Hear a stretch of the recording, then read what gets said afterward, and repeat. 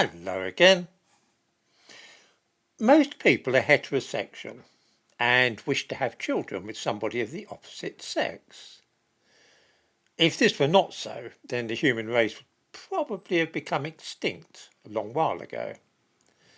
A small number of people, though, grow up to be either homosexual or to have a gender identity disorder. Neither of these things is bad in itself, and those who do not end up in a relationship between a man and woman, which results in their raising their children together, may miss out on some aspects of life, but enjoy others. My own feeling is that marriage and traditional family life are the most natural thing in the world, and that left to their own devices, the vast majority of children will adopt such a lifestyle. Now, of course, you cannot turn an adolescent or child into a homosexual or a transsexual, but you can certainly muddy the waters and confuse them about such matters. This is chiefly done by giving them the idea early on that they have a choice of an infinite number of genders or different types of sexuality. This can make young people muddled up and not know what they really want or who they are. Teenagers are prone enough to identity crises without us adults setting out to create more of the things. Telling 4-year-old boys that they might really be girls is a terrible idea, almost as bad as encouraging those on the cusp of puberty to consider the possibility that they may really be homosexual. It is unnecessary and potentially harmful.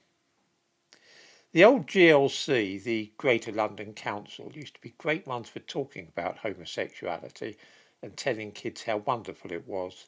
Schools run by IDEA, the Inner London Education Authority, used to stock books such as Heather Has Two Mummies and Jenny Lives with Eric and Martin, books specifically designed to normalise homosexual relationships and present an alternative view of marriage as between men and women. In a speech in 1987, Margaret Thatcher said that children who need to be taught to respect traditional moral values are being taught they have an inalienable right to be gay. Well, she was right, of course, and put a stop to it. The then Conservative government put a section into the 1988 Local Government Act which made it illegal for local authorities to promote homosexuality. Since it was they who ran the schools, this meant by implication that schools shouldn't do it either. There was a huge fuss about what was sometimes known as Clause 28, but I could never understand why. After all, this was not an attempt to suppress homosexuality, but rather to get schools and local authorities to stop talking about it quite so much. Inevitably, the latest guidance for schools, which is to lay off all this talking about gender identity dysphoria and trans, is being compared to Clause 28.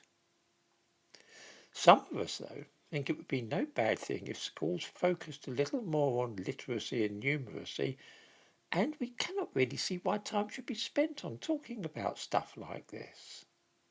Parents can do so if they wish, but it is hardly the proper business of schools to attempt to encourage or promote sex changes.